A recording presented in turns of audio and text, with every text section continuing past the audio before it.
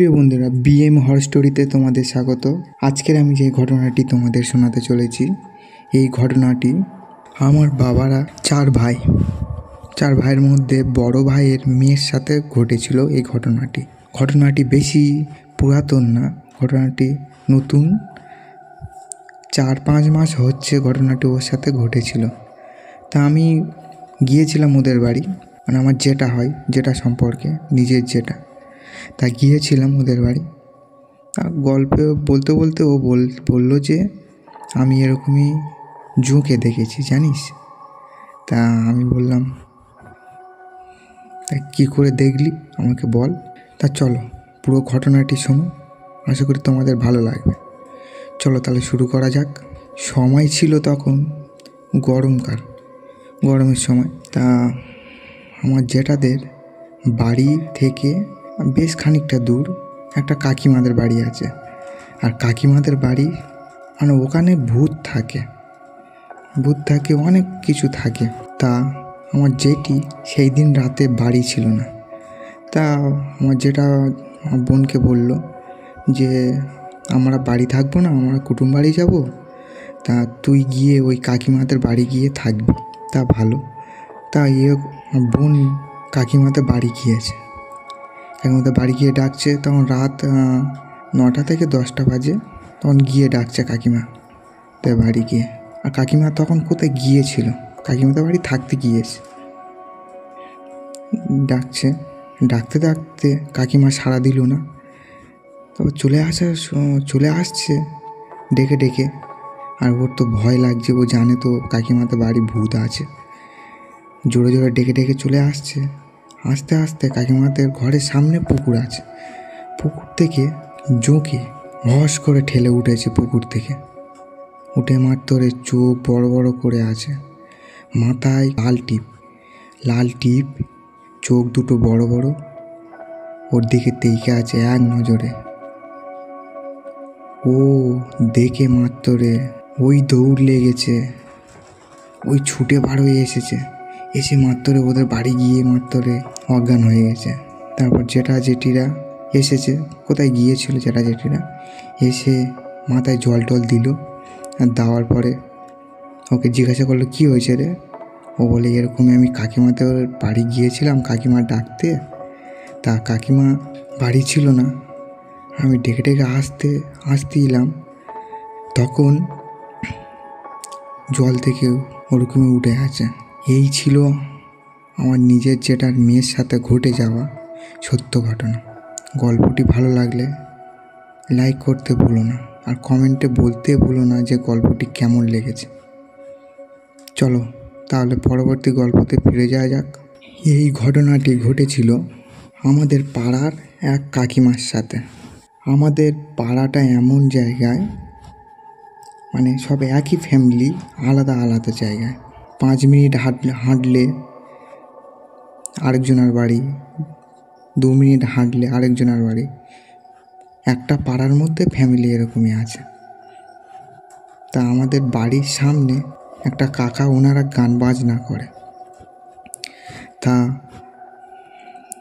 ওনাদের বাজনাতে একটা মেয়ে লাগবে, না হলে বাজনাটা হবে না।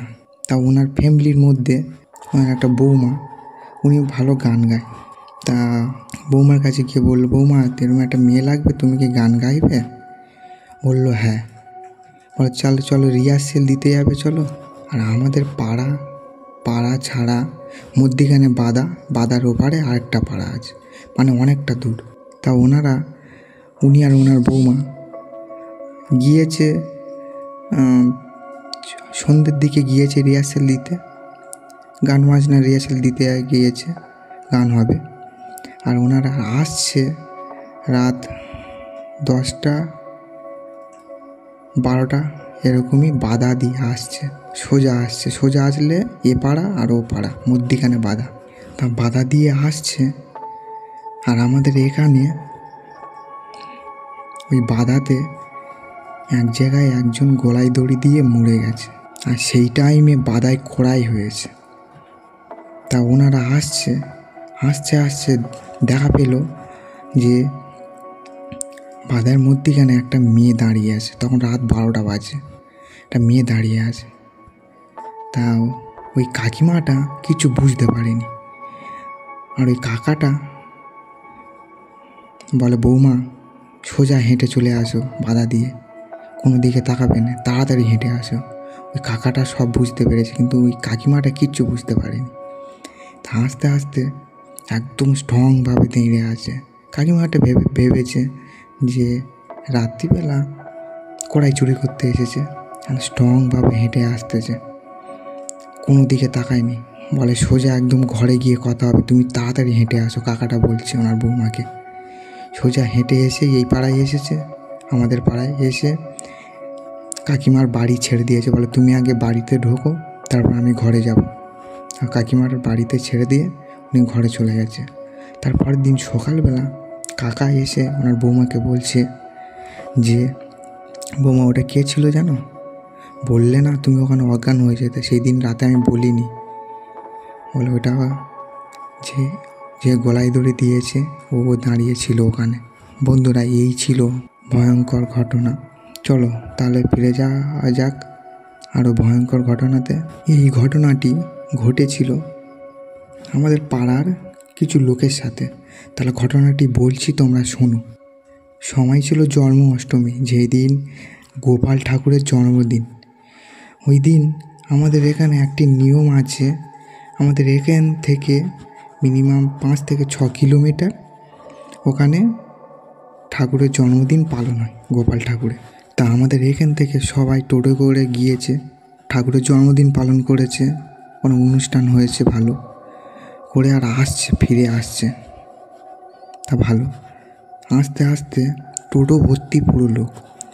আর আমাদের এখানে মেন রোডের কাছে এমন একটা জায়গায় আছে, জায়গাটা খুব খারাপ, ওখানে সব সময় অ্যাক্সিডেন্ট হয়। তা ওরা ওই রাস্তা দিয়ে আসছিল, আস্তে আস্তে 4 হাত পা বেয়ে রাস্তার ধার দিয়ে একটি পিশাচ উঠে আসছে ওদের দিকে, সাঁ করে আওয়াজ করে। ওরা তো দেখে তো ভয়ে তো সব একদম পুরো শুইকে গেছে। টোটোওয়ালা আরও জোরে স্পিডে বার হয়ে এসেছে, না হলে ওদের সবাইকে ওখানে ধরলে একদম মেরে দিত। চলো বন্ধুরা, এই ছিল সত্য ঘটনা। আশা করি তোমাদের এই গল্পগুলো ভালো লেগেছে। ভালো লাগলে চ্যানেলটি সাবস্ক্রাইব করে দিও এবং কমেন্টে বলতে ভুলো না যে গল্পটি কেমন লেগেছে। তোমাদের জীবনে ঘটে যাওয়া সত্য ঘটনা কমেন্টে বলো বা আমাকে SMS করো, আমি তোমাদের গল্প তুলে ধরবো আমার এই চ্যানেলে। চলো আজ তাহলে এই পর্যন্ত।